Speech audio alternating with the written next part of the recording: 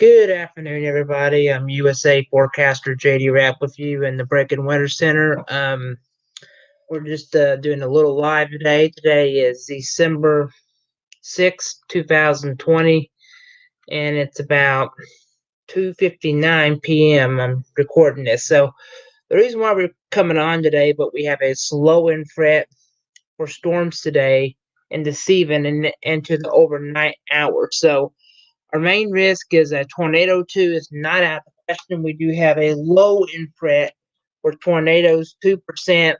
We do have a fret of maybe a couple brief tornadoes or maybe even a couple damaging wind gusts is possible with that. It's 5%. So you definitely want to make sure tonight to go to bed, have a weather radio in handy just in case things will get out of hand, and we'll be here to pass along any advisories in the morning if it happens.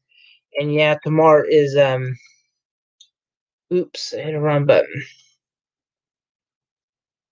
All right, and there is a low end fret for tomorrow for storms again, mainly in the morning hours. They put out low end fret. Main risk could probably be some wind gusts. And for this air mass, you can't row out maybe in the morning to see a tornado too. This is probably goes through tomorrow morning, and some wind gusts possible too. So let's go look at one of the tools that I use around here. When you use forecasting, you get a lot of different models. So let me take a look at this. All right, let's look at the HERB. This is the model that I look at, and I don't know if it'll take it this far or not, but I'll look at the significant tornado parameters. This is my favorite tool. This is what you use if you get an EF1, EF0, EF2, EF3, EF5. But here's our tornado ingredients for tomorrow. Late tonight, there's just very little. Let me check the last model run. That would be on the 17Z, and that would take it. There was a little bit of ingredients right as we get to about maybe 9 o'clock. Down there could be a few tornado ingredients right over here. We're going to have to watch that. But as you pass into 10 o'clock, 10 p.m. tonight, and a lot of people in bed, there's a little ingredients past midnight tonight. We're going to have to watch until Monday morning. These are the ones that I get a little more concerned about, because they're getting some reds, maybe some reds and oranges. I think that'd be offshore, so we wouldn't see. But by the morning hours, these are the ones kind of getting close to the Florida counties we're going to have to watch, just in case. I'm still waiting on some model data on this, but yeah, there's that low in fret of tornadoes. But we'll see what Supercell Composites say.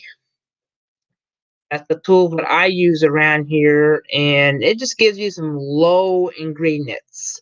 And updraft turbidity will give you some, and it just doesn't give me a lot offshore. So maybe some special marine warnings, few water spouts, stuff like that. Here's the 3 kilometer. This is just to see if we get any storm returning. And you get into maybe the poles, that'd be almost 97 joules. So that's still enough to get storms going. So we'll have to watch that. And here's the GFS. We'll look at each model, see what they say. The GFS will fly this through here. I'm sorry about that. All right, we'll put the thing right here tonight. Sunday even, a few storms, and this is what roll into Monday morning. I just don't think things are, most of the dynamics are not there in the morning. But see, it says none at the point. But back up, this little line of clusters of supercells, sometimes we have to watch 3 o'clock to in the morning, but there's just don't show hardly any. And that'll pass on to maybe Monday. There's that small opportunity of getting a little bit of that. But just be aware, some of the models have been shown that a couple times, so we'll have to watch that. Here's Supercell Composite today, and I'll change that. There's just very low ingredients, so I just don't see any happening. So let's check into Tuesday, the rest of the week. I don't think we'll see our next storm system. And a lot of people are talking about this. This isn't the next Saturday, a long ways away. But I'm just showing everybody, I just don't see our next storm system until then. And this one here by the 15th of December, I'm keeping an eye on because then we got a 2. So that's a long ways away. Things could change. I've been watching this system for weeks. People talking about this. That's a slide down to the deep south and maybe fizzle out. And here's another one trying to form right there on the 19th. So we still have things we have to watch. But I'm just showing you some things that to keep in mind. Don't start freaking out yet. I mean, getting worried about it.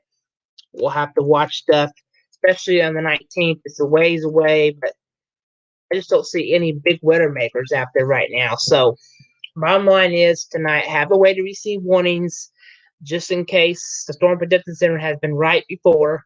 We can see maybe a few brief tornado warnings to be issued because we do have a couple clusters of storms could develop. Most of these models haven't been concerned, but I'm seeing this here, the sounding. And when you see these lines, that's some wind shear. We have to watch that just in case we had a storm that would pulse up. We'll have to watch that this evening as it comes in.